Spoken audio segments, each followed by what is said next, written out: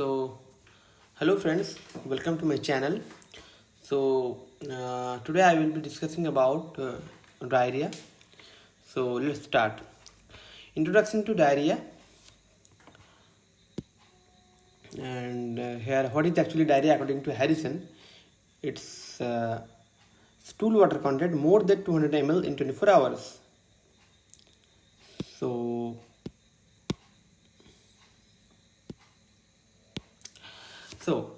so diarrhea. It's of two types. One is osmotic diarrhea and another is secretory. One is osmotic, another is secretory diarrhea.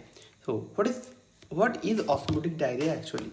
Now, due to malabsorption of fat, carbohydrate and proteins, the osmotic load it increases and it enters into the large intestine and ultimately it results in osmotic diarrhea.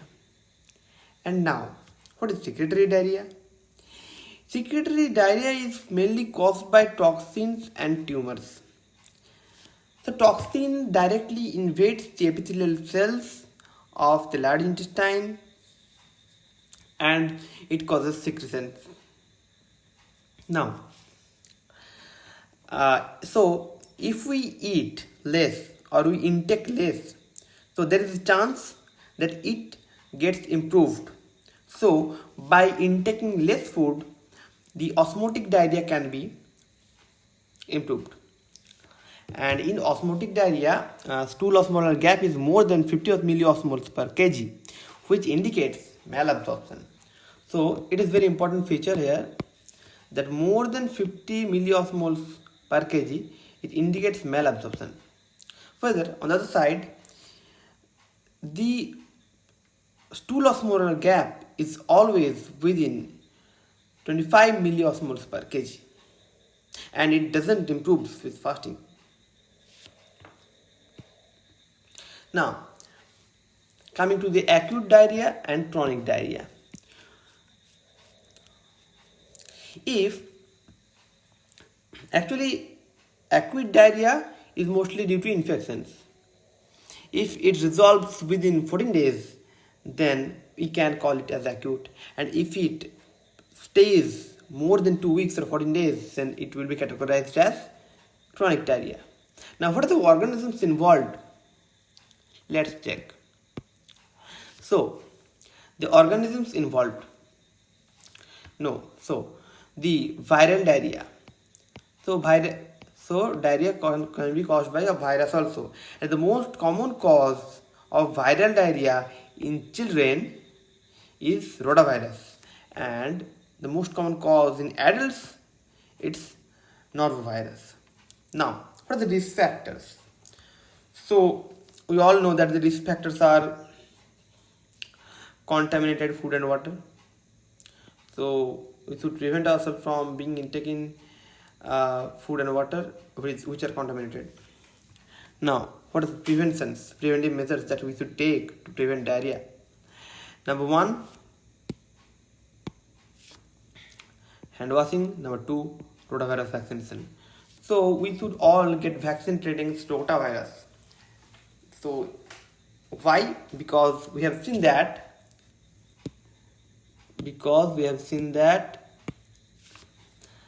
rotavirus can cause diarrhea in children. So at the very beginning of our life, we should get vaccinated by rotavirus vaccine. And we should all maintain clinical hygiene always. Now, what is the mainstay of treatment? Number 1, we all know that we get dehydrated, all the water gets lost to our stool. Since the stool water content is more than 200 ml, and so we should take oral rehydration solution, that is ORS, and zinc supplementation. It is very important. Now, what are the common symptoms that we face?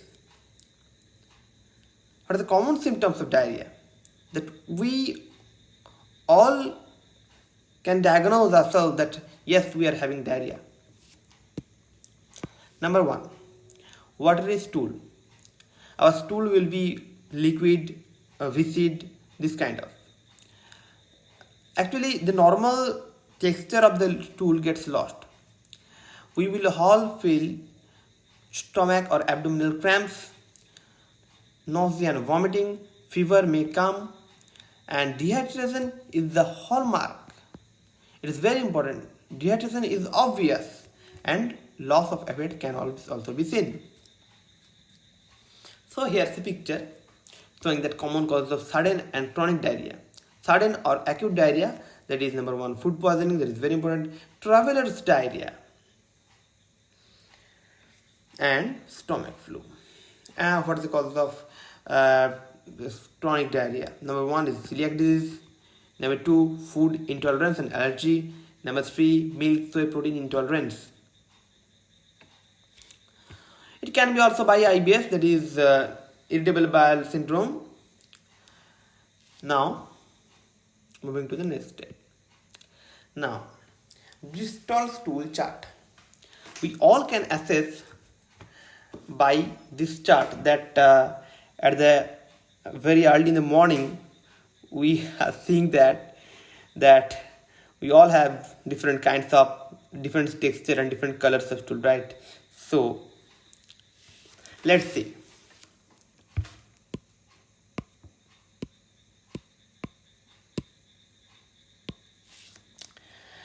Now, actually,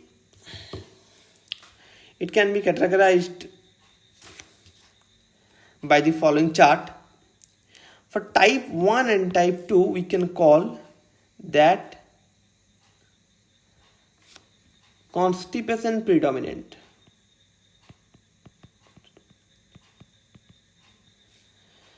Number 6 and number 7, absolutely positive for diarrhea.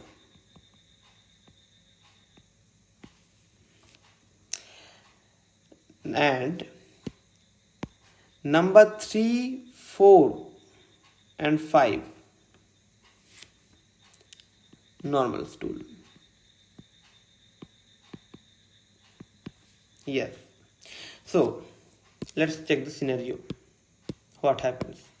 So in type 1, the stool thus separate hard lumps like nuts and hard to press and hard to pass. Number 2, it's sausage shaped but lumpy. That means it can form lumps, not like the nuts and separated. So it can form lumps. Number 3, sausage shaped but with cracks on the surface. So it's quite natural and this is the typical. So sausage or snake like. Yes, we all have seen in the early in the morning that it's snake like, smooth and soft. Now coming to the number 5, it's going to a tendency of having diarrhea. Soft blobs with clear cut edges and easy to pass. And finally, entering into the type 6, fluffy pieces with ragged edges and mushy. We have already entered into the diarrhea part. Yes. And number 7, purely watery, no solid pieces, entirely liquid. So this is, we all have about the basic facts about diarrhea. We will also know. So we are ending our topic today, and I should share a diagram with all of you. So this is the diagram which I have clicked while I was in Digha, and it's most probably it's Talshari. Yes, it's Talshari. So it's amazing. So all have a good day. Goodbye. Have a nice day ahead. And don't forget to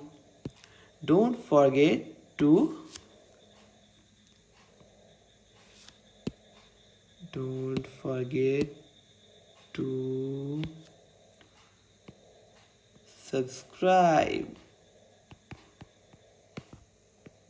like and share. Thank you very much.